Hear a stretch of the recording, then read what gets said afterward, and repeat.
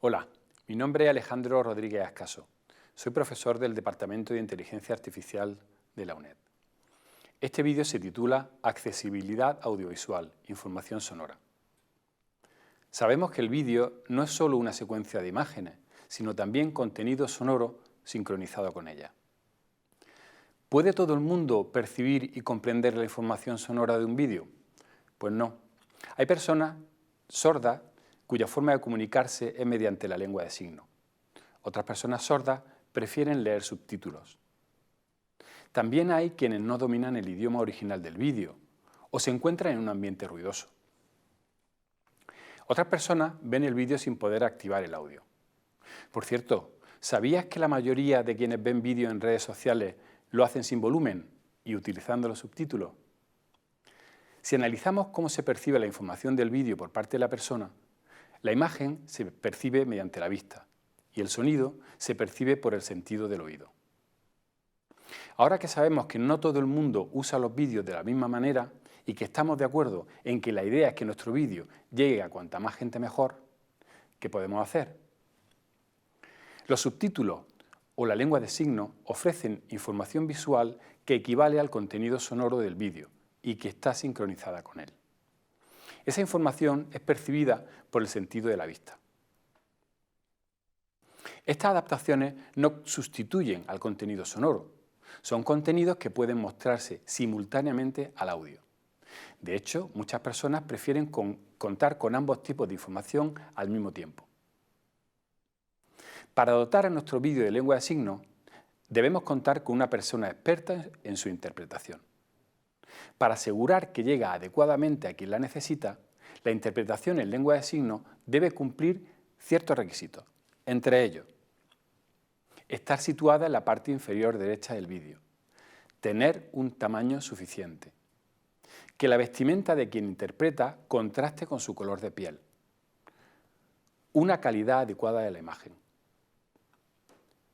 Otra adaptación de la información sonora es la de los subtítulos. Se trata de texto que se muestra en la pantalla equivalente a la información sonora relevante del vídeo. Para que los subtítulos sirvan de verdad a las personas con discapacidad auditiva, deben cumplir ciertas características.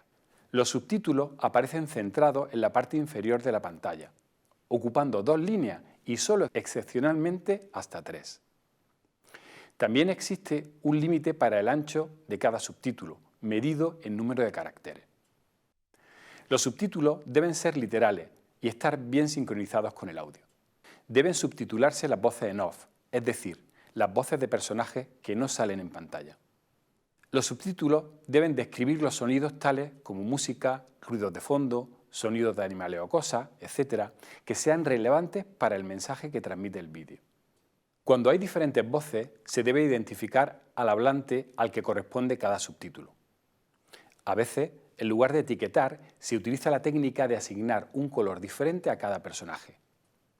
Pero algunas personas sordas se quejan de que, como hay colores que siempre se asignan a personajes importantes de la trama, si al principio de una película de suspense aparece un tipo con cara de malo al que le ponen los subtítulos en color amarillo, que suele ser el de un personaje principal, ¿será el asesino?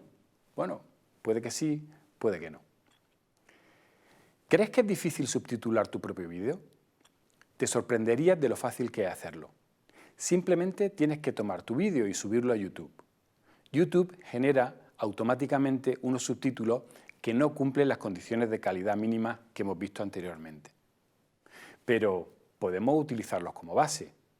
Los editamos y los mejoramos de una forma razonablemente sencilla y rápida. Ojo, ya sabes que si subes el vídeo a Internet es posible que tu vídeo esté a disposición de todo el mundo mundial y más allá. Si no quieres que eso ocurra, deberás configurar adecuadamente la difusión de tu vídeo.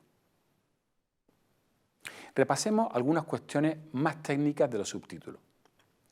Los subtítulos no deben estar incrustados en el vídeo como una imagen. Deben estar en un archivo aparte, un archivo de texto. Si tenemos un archivo de subtítulos y sentimos curiosidad, ya sabéis lo que le pasó al gato con esto de la curiosidad, pero bueno, adelante. Si abrimos un fichero de subtítulos para ver qué contiene, comprobaremos que contiene el texto de nuestro subtítulo y además unos códigos de tiempo que son los que indican al reproductor que cada subtítulo aparezca y desaparezca cuando le toca. Por suerte nosotros no tenemos que encargarnos de escribir ese archivo, ya lo hace el programa que utilicemos para generar los subtítulos, ya sea YouTube o cualquier otro. Pero sí es interesante que esos programas nos permitan descargar el fichero de los subtítulos para reutilizarlo cuantas veces queramos. Además, disponer de los subtítulos en un fichero aparte y por tanto no incrustado en el vídeo tiene muchas ventajas. Se puede mostrar o ocultar los subtítulos, hace posible tenerlo en diferentes idiomas, contribuyen a que nuestro vídeo se indexe mejor en los motores de búsqueda, es decir, que sea más fácil encontrarlo a través de Internet. Además, así, quien usa nuestro vídeo puede elegir tipo, tamaño y color de los subtítulos, así como el contraste con el fondo. Y todavía más, el texto puede ser convertido a otros canales de percepción, por ejemplo el braille, útil para algunas personas sordociegas. En resumen, hagamos que nuestros vídeos atiendan las necesidades derivadas de la diversidad humana. Asegurémonos de que los subtítulos y la interpretación en lengua de signos cumplen los criterios de accesibilidad, para así disfrutar de todas las ventajas. Un consejo final: piensa en la accesibilidad desde el principio, desde que escribes tu guión.